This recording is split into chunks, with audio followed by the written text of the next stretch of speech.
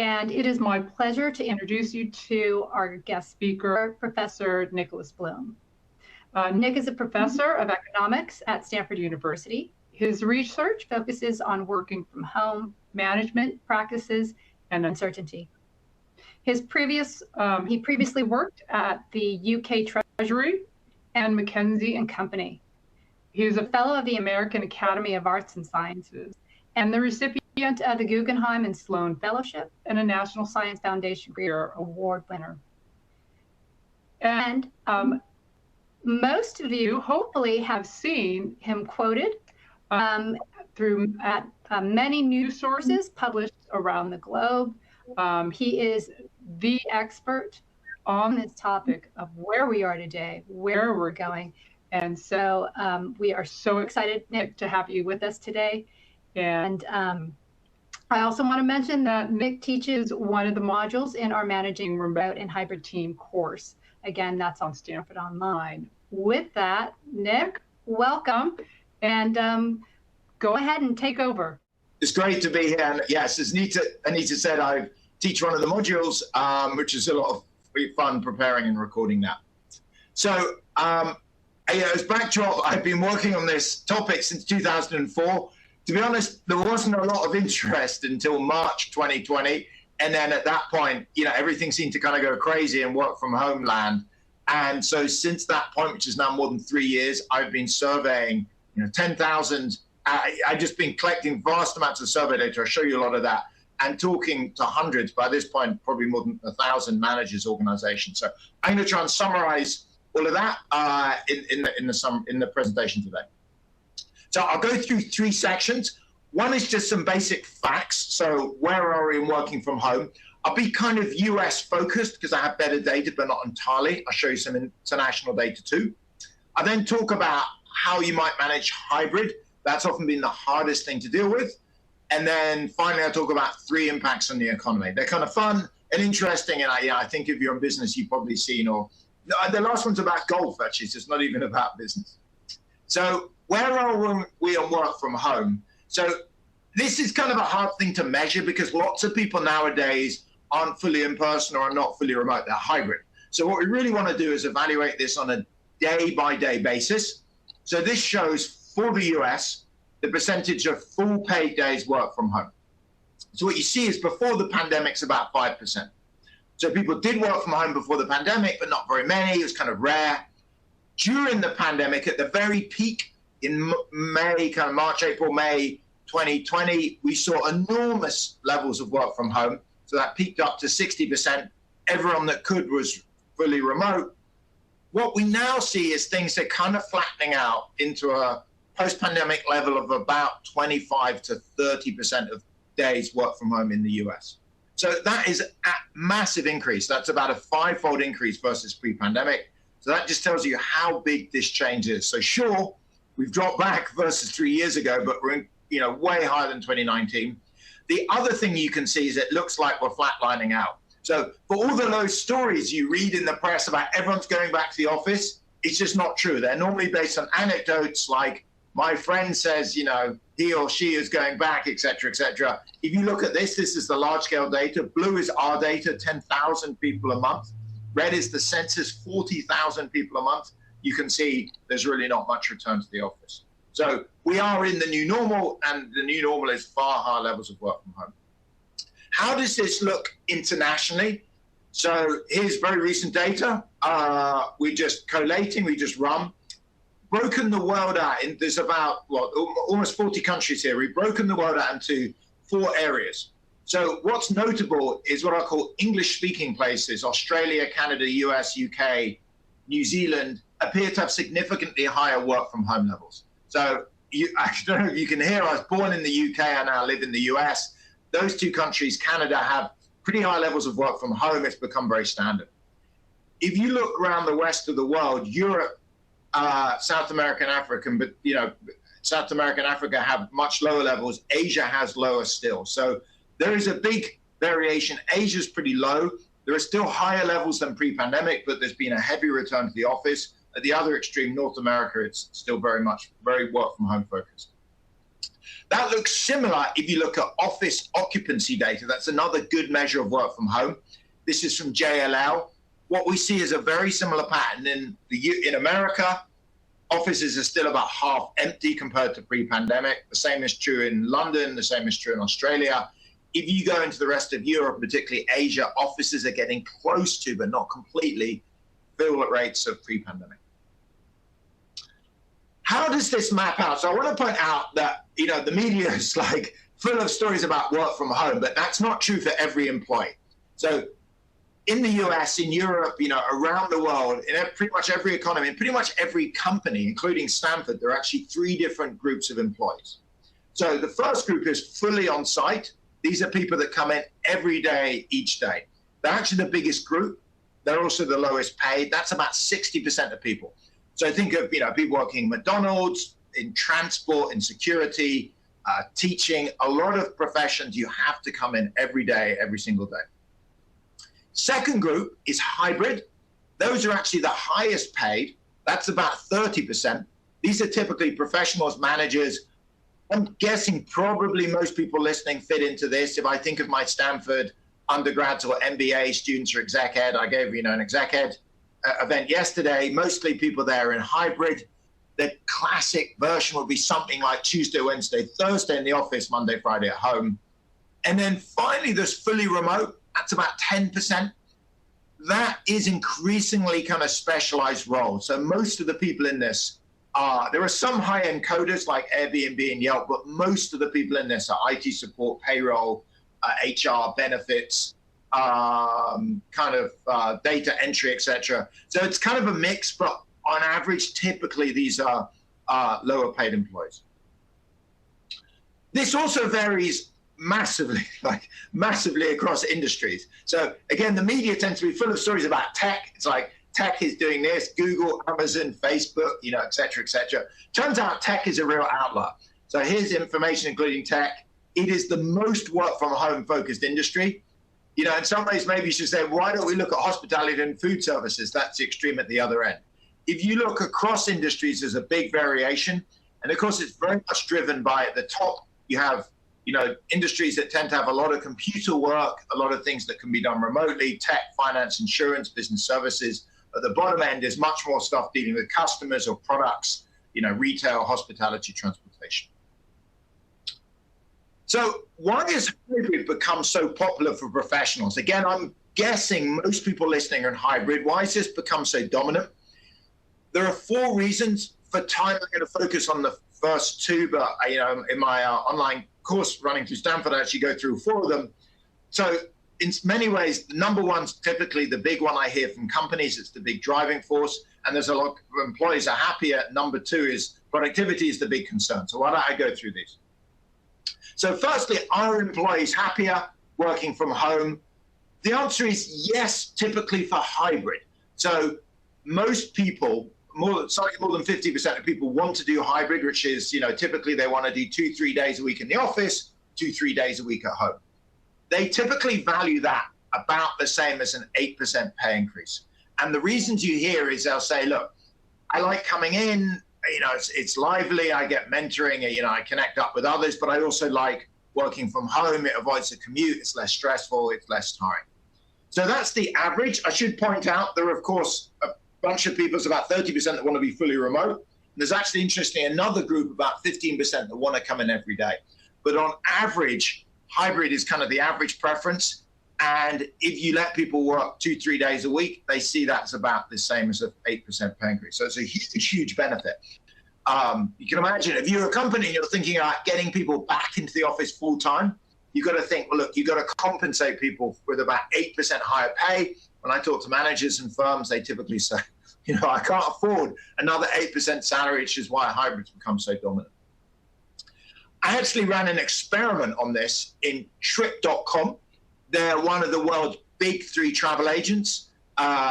Their founding CEO, James Liang, was actually in my class 15 years ago at Stanford, and I know the CEO, Jane's son. And so they kindly ran, you know, an amazing experiment. They took 2 divisions, and everyone in those 2 divisions, if they had an even birthday, so you're born on the 2nd, 4th, 6th, 8th, 10th of the month, etc., came in 5 days a week. And if they had an odd birthday, if you were born on the 1st, 3rd, 5th, 7th, they got to work from home on Wednesday, Friday.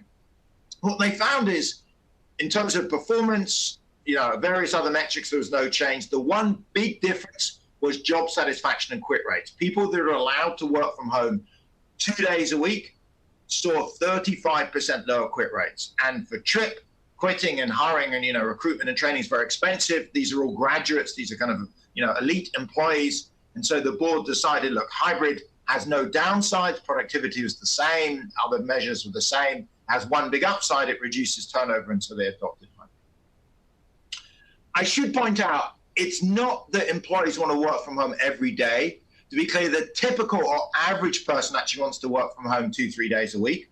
There is a spread, so some people definitely want to be fully remote, some want to be fully in person, but for a big organization, the kind of average is going to be 2-3 days a week. And in particular, most people actually do not want to be fully remote, particularly younger employees in their 20s. So if you look, having taught and spoken to many, undergrads, MBAs in Stanford, they'll say, fully remote's kind of lonely. I want to go in to get mentoring. I'm in an apartment living with 3 other people. How am I going to work from home? Because I don't want to spend all day in my bedroom. So these folks, typically younger folks may want to come in, 3-4 days a week, work from home on Friday. If you look at people in their 30s and 40s, they typically have young kids, may have a house, they may have a longer commute. They're the age group that tends to be more in favor of maybe working from home 2-3 days a week. What about productivity? So this is the other issue that comes up a lot. So you hear, endlessly in the media, in the press, Elon Musk, Jamie Dimon, David Solomon, various folks have made comments about productivity, or, there's a lot of discussion. So I want to point out there's actually 2 very different things here. And this is, I think, why some of the debates got so confused. So on the left, there's fully remote. Fully remote is I work from home every day, day in, day out, week in, week out. I may occasionally meet in an offsite every other month, but basically on a week-by-week basis, I am not coming into the office. The evidence here from an increasing number of studies is that probably reduces productivity by something like 0 to 20%, but the average being about 10%. So why is that? Well, with fully remote, it turns out to be harder to mentor, it's harder to innovate, it's harder to build culture. Sometimes some employees have self-control issues. But you think, why is anyone doing it? There's a huge upside of fully remote, is it saves a lot of costs. So first cost it saves is you can get rid of the office, and that is expensive. Offices are maybe 10 to 20% of wage bill. Second saving is you can hire people nationally or internationally and dramatically reduce wages. So for example, for many US companies, they may be thinking of hiring people in Mexico or Argentina or Bulgaria or India or the Philippines, etc. So fully remote is a strategy that says, okay, we may take a bit of a hit on productivity, but it's dramatically cheaper. And in fact, as a business approach, it turns out often to be very appealing. The other approach is what I'll call organized hybrid, which is when team by team or at the company level, you decide to come in on, let's say, Tuesday, Wednesday, Thursday, work from home on Monday and Friday.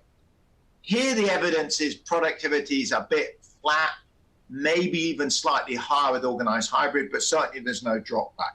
So yes, I can see criticism of productivity, but it's mainly about fully remote and ignores all the benefits, the dramatic cost benefits. In terms of hybrid, we just don't see in the data any reduction in productivity. In fact, in the studies I've looked at, hybrid typically increases productivity a little bit. That might be surprising. Why is that? Well, there's 2 reasons. The first is, if you're organized, you have all your meetings, presentations, trainings, like in-person events on Tuesday, Wednesday, Thursday. That's your policy. So again, there are different policies, but I'm just going to use that as an example. So imagine that I come in, I'm in person, I'm lunches, presentation, mentoring. Actually, I get my social time on Tuesday, Wednesday, Thursday. Monday, Friday is downtime for deep work, reading, writing, thinking, concentrating, maybe some kind of critical one-on-one meeting. Turns out there's plenty of evidence that quiet, and homes are normally, but not always, quieter, is really important for deep work. So one of my favorite studies is one from the 80s where they got hundreds of undergrad students and they had them all take a maths test, and they put headphones in all of them.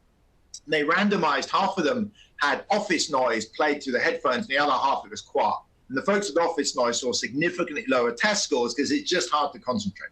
So one benefit of organized hybrid is Monday, Fridays, those are your home days. People can concentrate and actually think deeply about issues. The other is time saved. So the typical American or European spends about 30 minutes each way commuting, so that's about 60 minutes. Plus, if they go to work, they spend about another 10 minutes getting ready for work, what we'll call grooming. And so that's 70 minutes. If you work from home, you save each day. What do people spend that saved time on? It turns out about 40% of it, as in 30 minutes, is spent more on working. The rest is, leisure, childcare, chores, etc. What this means, if you're a manager and you have someone work from home on Monday, Friday, you might expect they work about an hour extra a week for you, which is the second benefit.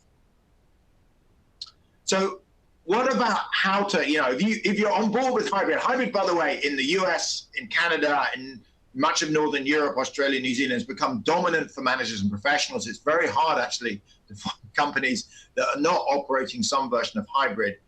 I'm assuming most people are there or managing it. So what are some of the tips on making hybrid work? So in many ways, this is the singly most important slide, I think, in terms of what I'm going to present, which is highlighting that coordination matters.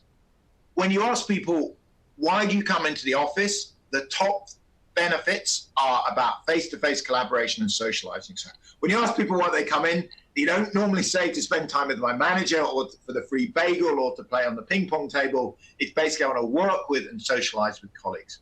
What that means is it's critical to coordinate people coming in on the same days. So back in 2021, kind of as the pandemic, during the pandemic, there's a lot of stories of hybrid, but you can choose your days because firms deliberately wanted people coming in on different days to space people apart. That is no longer true. So now the idea is, look, if you've got a team of 8 people, you really want them in on the same day so they have a meeting, they can do it face to face.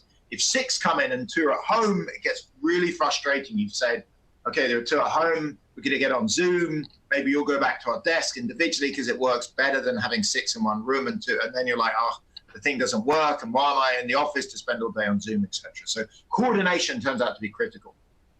How's that working in practice? So if we look in firms, particularly larger firms, we see coordination is roughly equally split between team level. So each team coordinates, or division, say 50, 100 people, depends how on the structure of companies or organizations, or the whole company. For example, Disney has said everyone has to come in Monday to Thursday, Fridays work from home. It turns out maybe it doesn't matter that much. If you look at which days people are coming in, nobody's coming to the office on Friday. It's just a totally dead day. In fact, there was an amazing quote yesterday from the founder CEO of Vornado, a massive property company, saying they just give it up on Fridays. Like Fridays has now become the weekend in terms of office. So Friday is very, very hard. Good luck trying to get people in on Friday. Monday is tougher. Basically, Tuesday, Wednesday, Thursday are turning out to be the in-work days. So that means, if you're going to have employees come in for 3 days, ultimately it's probably not much of a choice. Maybe just go for Tuesday to Thursday. If it's 4 days, you can guess it's probably Monday to Thursday. So if it were my company, how would I make the most of hybrid? Critically, coordinate, get people in on the same days. It makes sense for people to come in on those days to say, look, when you're in to managers, make sure there's a reason that people come in. So they have meetings, events, coffees, training, lunches. So people come in and they feel the energy. They think at the end of the day, I felt happy I came into work. It was worth that commute, rather than they just come in and spend all day on Zoom. In fact, if they're coming in and they're sitting at their desk, typing away and spending all day on Zoom, you probably have too many in the office days. That's not a good outcome. Suggest cross-office meetings, Zoom on home days. I would treat anchor days, in-office days like 2019 attendance. I would basically get a bit tougher, make sure people come in on their office days. And for new hires, people that maybe joined in the last year or so, maybe had an extra day. When I was at McKinsey, many years ago when we started, for the first 6 months, a whole intake used to spend Friday morning together. Different managers would come around and meet us. And maybe that's something for new intakes going forwards. The reason is it appears mentoring happens much more in person days. So imagine you've hired a new 24-year-old, you probably want them in, maybe the whole intake in 1 extra day a week for mentoring. So I'll quickly go through 3 other tips on managing a hybrid office before finishing up with impacts on the economy. So the 3 tips are, 1 is the importance of performance reviews. So what I've heard just over and over and over again, I mean, I must have heard this story hundreds of times by this point, is people saying something like this. When employees are in the office, I can basically watch what they're doing. I can see, are they at their desk typing away? When I walk by, is the, the screen on Excel or Word or email, not on Netflix or the Champions League. Basically, I can kind of watch their inputs in the office. It's not great management. It's maybe 4 or 5 out of 10, but it's livable. I wouldn't say it's fantastic management by walking around, but look, it's kind of, you can roughly tell people are working. When they're working from home, you just have no idea. There's that joke about the 3 enemies of work from home are the bed, the fridge, and the television. And people could have fallen victim to any of them. There's a story this morning about people having second jobs. It's very hard to evaluate what people are doing at home. Now, what that means is for home workers, you really want what I call output performance review. So importantly, this is not surveillance. This is not keystroke monitoring, et cetera. It's output evaluation. So if Anita's my manager, she says, look, Nick, imagine I'm a professor. I'm going to evaluate you on your key performance achievements, let's say, teaching, service, research, publications, media, etc. Maybe I'll meet up every 3 months and I'll give you a regular performance review every 6 months. Why is that good for me? It's good for me because it means I feel like when I'm working from home, I'm really being evaluated when I achieve what I do. It's good for Anita because she can manage me without having to desk watch all the time. I feel like I have to review, and if I don't, the sanctions taken. So first thing is performance review. Second thing is cameras on in Zoom meetings or Teams or WebEx, whatever you use. Managers and employees both report they're much more engaged when their camera is on. I get if it's 200 people or 100 people, fine, no, cameras off. But for meetings up to kind of 10, 15 people, you really want cameras on. Finally, redesigning offices. So cubicle land. And, if you recognize this is from Mad Men, that 1950s show, well, the show about 1950s advertising in America. These kind of cubicle land and loads of corridor offices are slowly going out, being replaced by more meeting rooms, kind of rooms to have video calls across Teams and a lot of Zoom cubicles. So finally, what's the impact on the economy? I'll go through 3 and then pause, then stop. One is what's called the donut effect. So in the US, and I've been working with MasterCard, we see this across Europe and into Asia and Australia. A lot of people have left big city centers. So the data, this is showing, for example, in New York, in red, people have left the city center, gone out to the suburbs. That happened mostly in 2020. They have yet to return. In fact, they haven't returned as of March. We updated this recently to March 2023. What's going on? Well, people in, work in tech and finance professionals have said, I don't need to come in every day. I only have to come into the office now 2-3 days a week, but therefore I can put up with a longer commute. But I'd also like, on the other side, I'd like a home office. And so people have moved out to get more space because they have to travel in less often. So that's pushed up rents, it's pushed up property prices in the suburbs, it's moved spending and retail activity out to the suburbs away from the center of town. So first fact, the center of towns will become quieter. They've not collapsed, but they definitely become a lot quieter. Second fact, for companies, there's been a big pickup in what I call flexible HR. So more offshoring, outsourcing, leased workers, independent contractors. Why is that?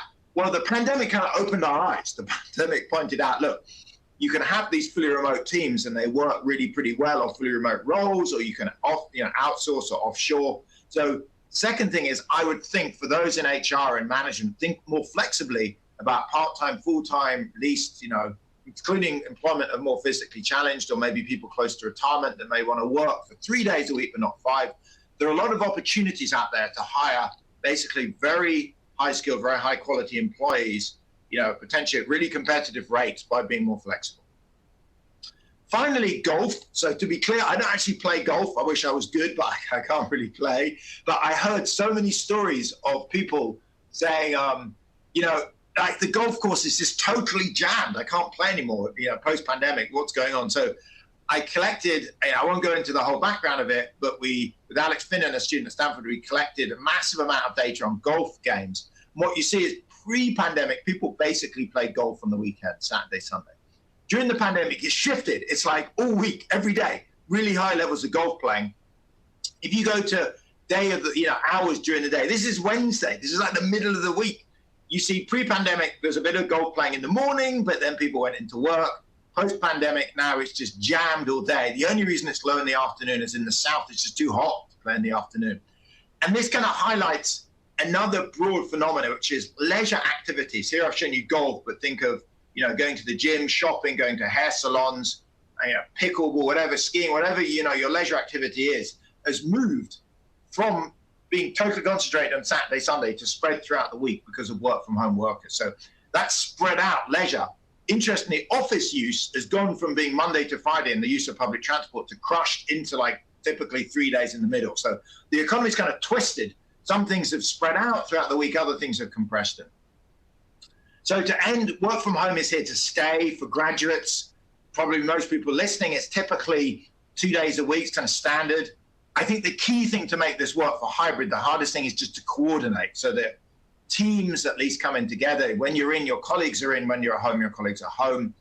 And finally, offices are being designed to focus on working socially together. So people are not coming in as like a library to sit and quietly work. They're coming in to work with each other. And at this point, I will stop and go to discussion. I think the one question that has kind of come up is there's the domestic here in the United States and the trends we're seeing here, and then there's more internationally. And I know there's a period of time as we were transitioning to remote and hybrid work that there are different trends in, say, Europe and Asia, the pace at which people were returning to the office compared to the United States. And can you talk a little bit about that? And if that's changing over the past couple months? Yeah, so first thing is, it is true, we see it in the data, in the occupancy data, that in the survey data, the US, Canada, the UK, Australia, New Zealand have the highest levels. Europe's lower. At the bottom is Asia. I honestly think Asian companies are making a mistake. So I think if you look back over the last 100 years, many management practices start in the US and spread out. The US, has like Stanford, Harvard, et cetera, some of the world's elite business schools. Things tend to be innovated here and spread out. So my guess is, and I saw this, I taught the Trip.com experiment is actually in Shanghai. So that is an experiment in Shanghai where you saw that the company concluded it was better to be hybrid. I think the reasons hybrid in particular is not so common in Asia is, I don't have good data on this, I'm just going to anecdote, but it's kind of, tradition, kind of slowness to react. A little bit is that their houses are less set up for it. Their apartments, if you go to big Asian cities, they tend to be much denser. It's hard to work from home. But even so, having interviewed and collected data, about to put out a report in a couple of weeks, most Asian employees, when we survey them, would still like to work from home 1 or 2 days a week. It's just many firms are not offering it. So it's kind of a tip. If you're an Asian firm, and I've talked to quite a few in Japan and China that are offering work from home, but as a way to get a leg up on competitors is let employees work from home maybe Monday, Friday. If you have good management systems, good performance reviews, you can do that. You can manage people, make sure they're efficient. It basically is the same as giving them, an 8% pay increase. And so it's a very effective recruitment and retention tool. So I think Asia's just slower on this. It's Europe. Look, I'm British. I'm I'd like to think I'm a European. Unfortunately, Brexit may have changed that, but I still think of myself as one. So Europe's a little bit behind. I honestly, that's my best explanation. I mean, there are other factors like broadband speed and other things, but they don't really, if you look at Japan or China, they're very connected to South Korea. These are highly advanced, very connected countries. And I think it's more, my guess is managerial conservatism. Great, thank you. We'll see how that turns out and how things evolve. Yeah, come back, Anita, we can come back in 30 years' time, the two of us. And, sounds good. Lovely. Thank you. And we hit our time today, and we're at a great ending point. And I do want to thank you, Nick, for joining us today and taking the time to share the latest on what's going on in this space and where things are going into the future, and also giving some advice on people of how to really manage remote and hybrid teams and the good things that are working, and there's certain techniques that are not working. So thank you. Yeah, and two things. I'm very happy to share a copy of the slides if you want. I don't know how that links out, but I'm more than happy to do that. And I've been posting a lot of stuff on LinkedIn, on Twitter. LinkedIn is maybe the best, so if people want to get updated data and presentation. And with that, I want to thank everybody who joined us today from all around the world, wherever you are. Thank you again, and we wish you a very happy the rest of your day. Okay, thank you.